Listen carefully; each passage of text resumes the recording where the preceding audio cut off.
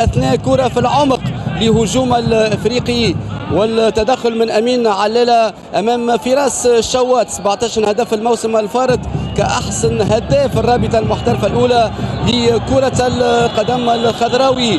ما هدف الشوط الاول؟ كره ارضيه دقيقه في اتجاه فراس شوات والخروج للحارس يوسف مقطوف. الكرة الثابتة السعودي علي يوسف، الصعود كذلك لحمزة بن عبده.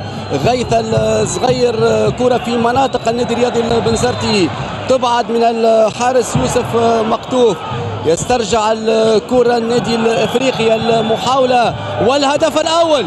الهدف الاول لفراس شوات، ممتاز. فراس شوات هو اللي يسجل، هو اللي يلقى ثغرة في دفاع المنافس.